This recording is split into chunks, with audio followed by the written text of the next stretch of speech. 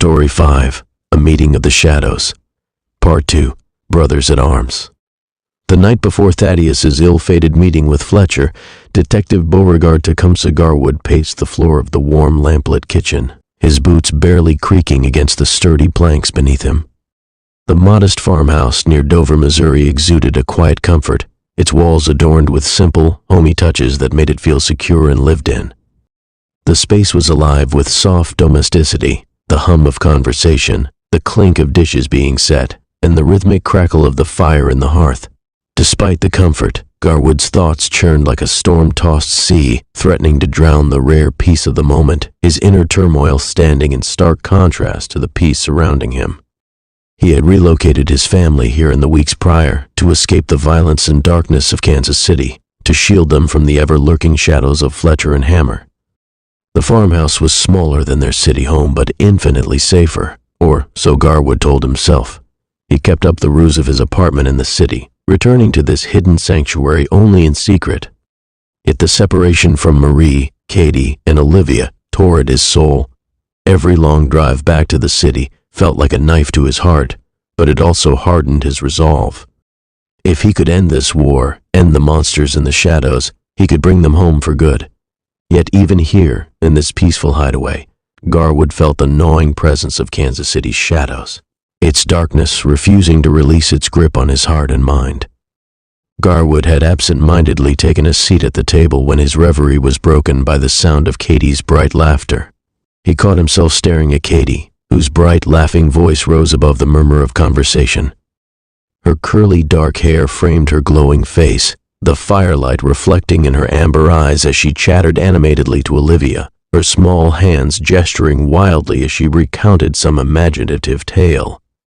Katie had been confused and saddened by their abrupt relocation, leaving behind the home she had always known, but her resilience had amazed Garwood.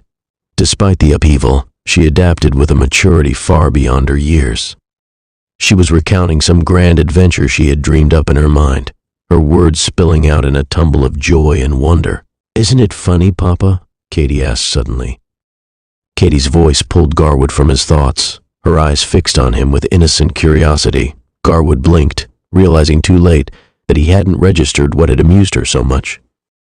A pang of guilt twisted in his chest and he forced a smile.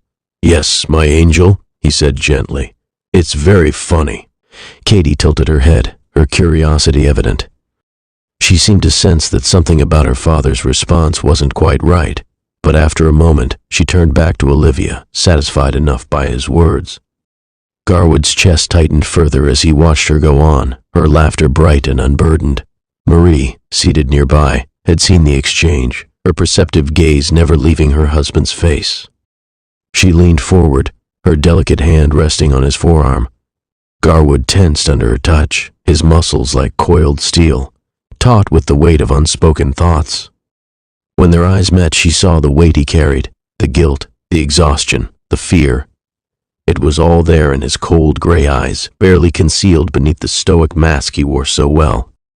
His steely gray irises spoke of the regret and weariness threatening to overwhelm him. "Beau," Marie whispered, her thumb brushing his cheek in a tender caress. The warmth of her touch melted the tension in his face, replacing the pain with something stronger, determination. Her voice was soothing, a balm to his soul. "It will all work out, one way or another." Garwood stared at her, mesmerized by the fire in her amber eyes, a fire that mirrored Katie's but burned with strength and determination. Marie had always been his anchor, her unshakable resolve grounding him in a way nothing else could. Marie's fingers slipped into his hair as she spoke, her voice soothing yet firm. "It will all work out, Beau, one way or another. Whether we stay in this house, go back to Kansas City, or run to the ends of the earth, there's nowhere we can't make a life together."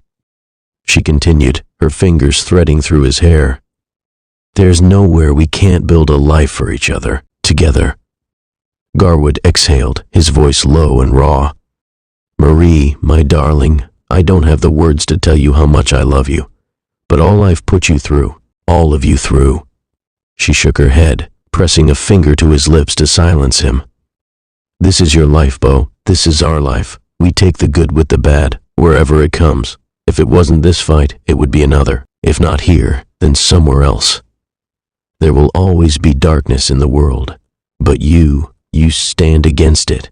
I wouldn't have you any other way. Evil doesn't stop existing just because we wish it away, but you've always stood against it." Garwood stared into her eyes, captivated by her strength and beauty.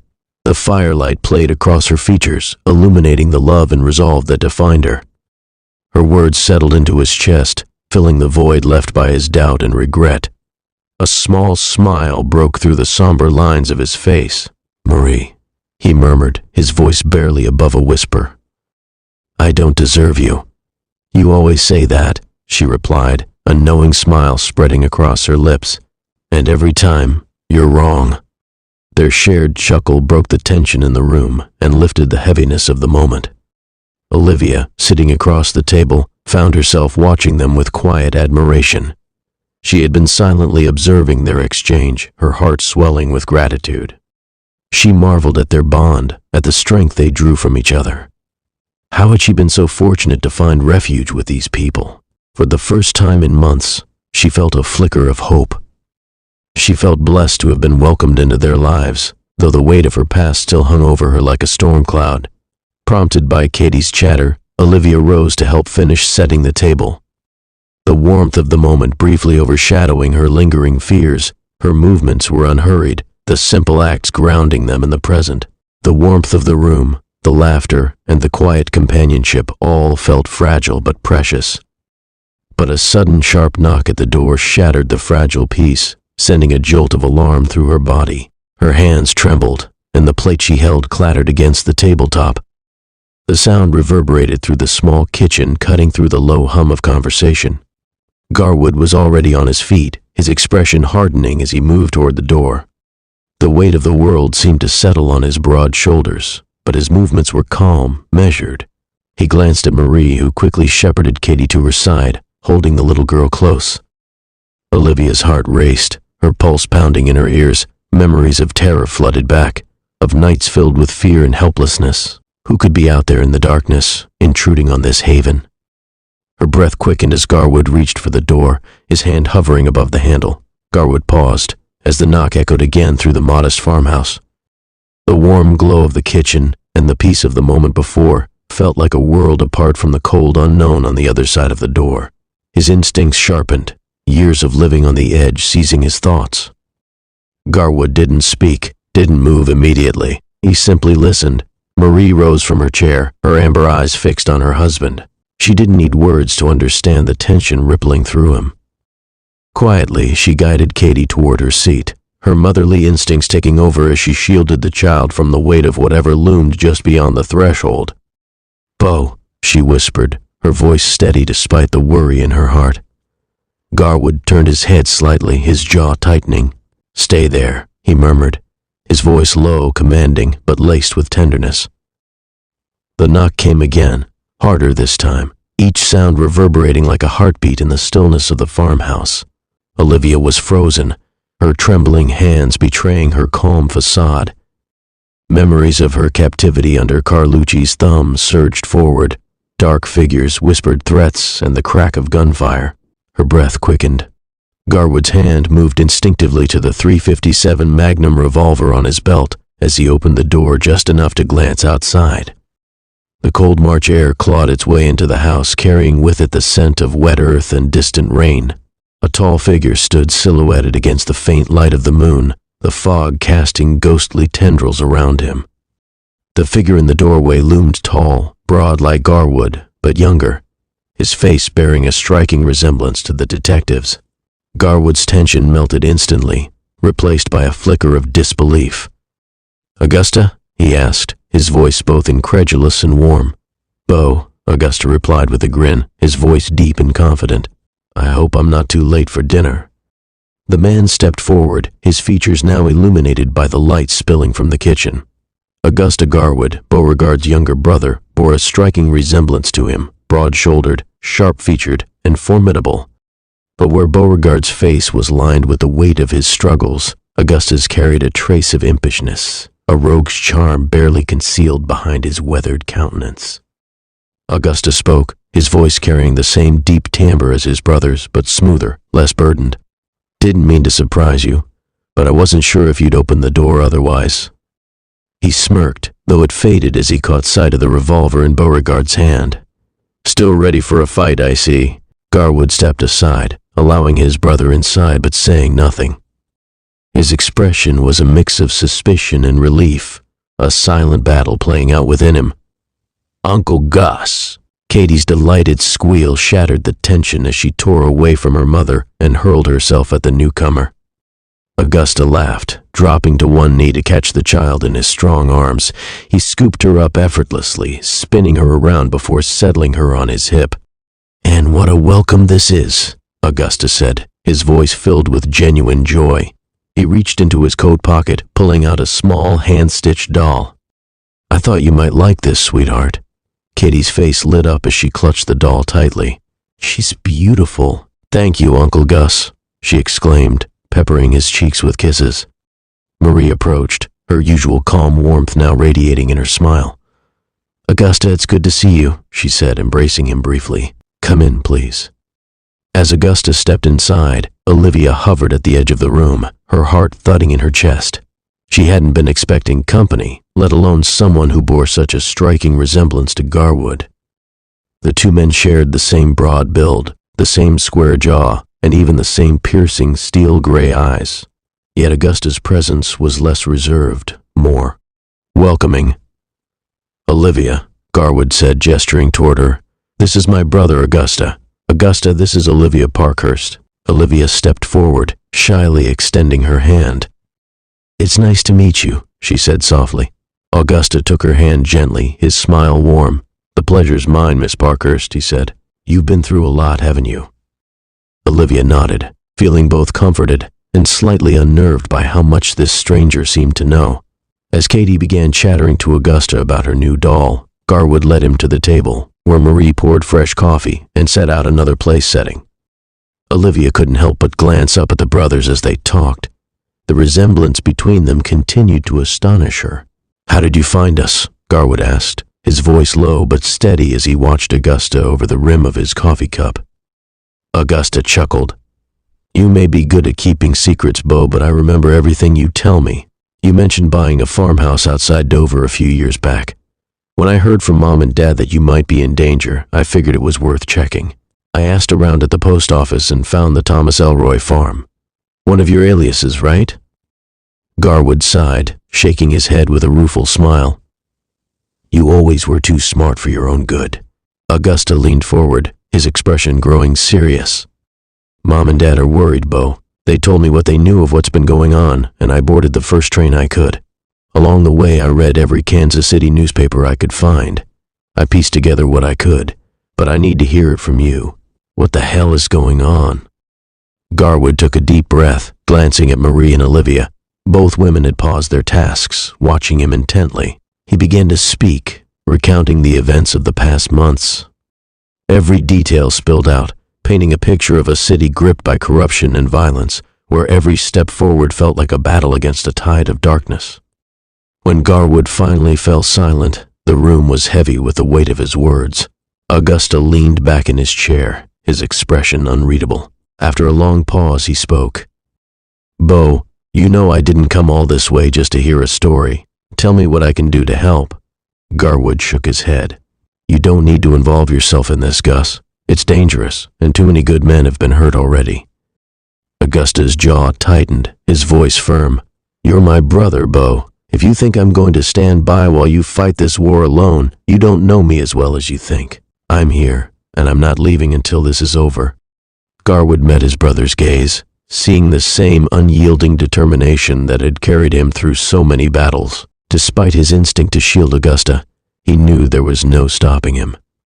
Garwood leaned back in his chair, his eyes narrowing as he studied his younger brother. The warm glow of the kitchen lamp cast long shadows across Augusta's face, accentuating the sharp angles of his jaw and the defiance in his eyes. The silence between them hung heavy, broken only by the soft clinking of dishes. After a long moment, Garwood spoke, his voice low and deliberate. "Under what authority would you be acting, brother? This isn't the frontier. You can't just march into Kansas City with a rifle and start laying waste to criminals." Augusta smirked, leaning forward on his elbows. Authority? You're saying I need a badge, Bo? His tone was light, but there was a dangerous edge beneath it. Remind me, brother, what badge were you wearing when we killed all those men in Nevada? I don't recall it being a problem for us then, so why would it be a problem for me now? Openly. Garwood's jaw tightened, his fingers gripping his coffee cup as Augusta's words dug into a part of his past he had long since buried. He said nothing, letting the weight of the memory hang in the room like smoke. Augusta's smirk faded as his voice grew quieter, more resolute. You know me, Bo. I don't need a badge to know what's right and what's wrong. Put a rifle in my hands and I'll fight, badge or not. Garwood stared at him, the lines of his face hardening as he wrestled with his emotions. He thought of the battles they had fought together, side by side, when the only law that mattered was survival. But this was different. Kansas City wasn't a dusty mining town or a desolate canyon. The stakes were higher. The consequences were more severe.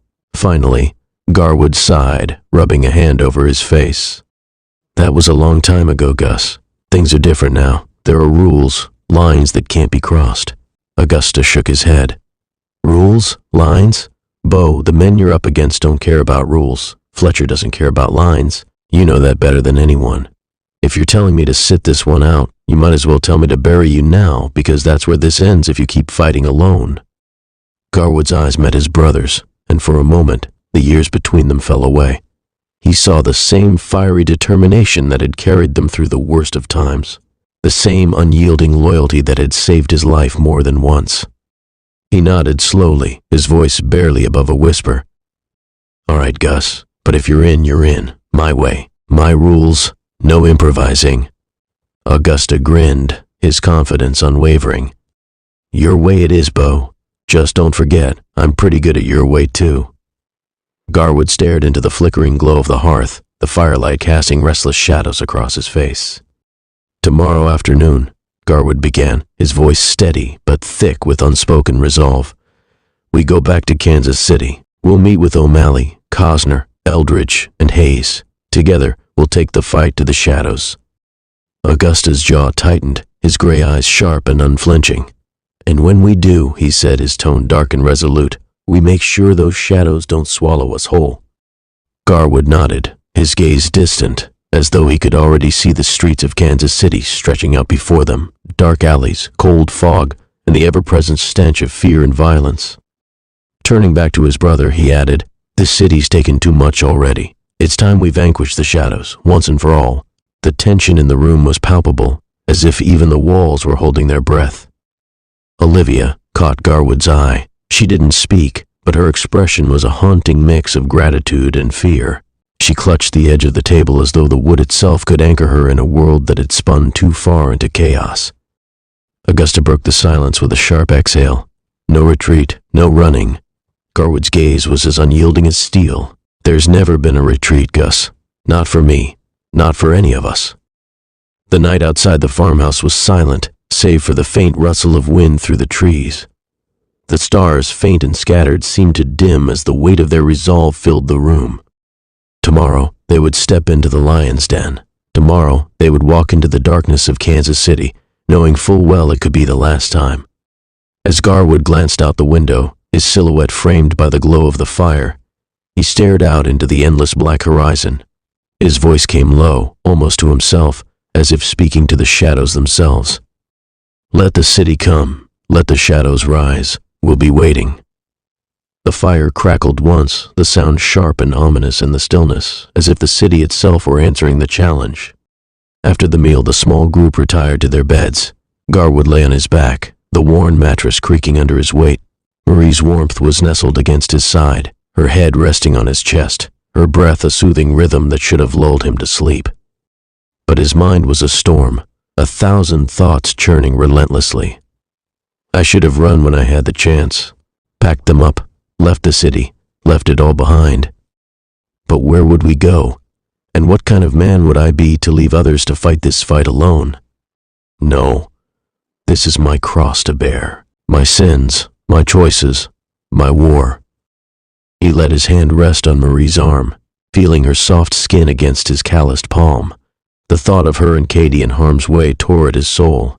If this all goes wrong tomorrow, if I don't come back, will she blame me for leaving her alone? Will Katie grow up hating the memory of the man who wasn't there when it mattered most?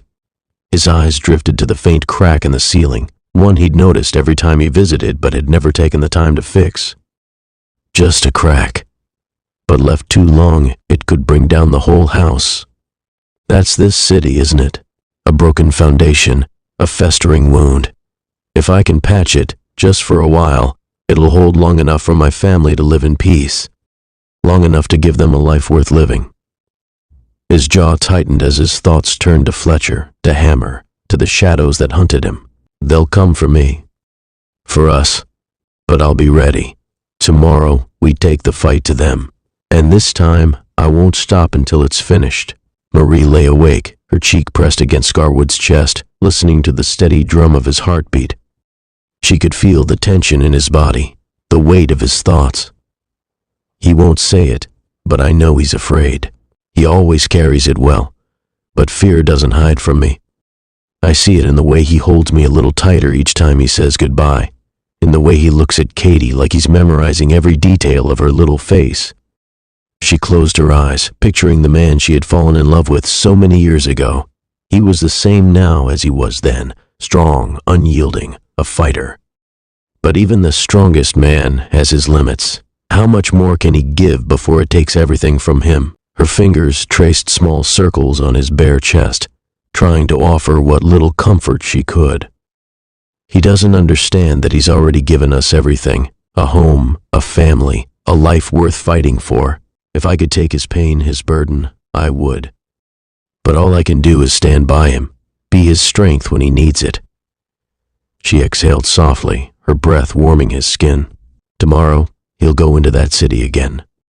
Into the darkness, and I'll pray, as I always do, that he comes back to us.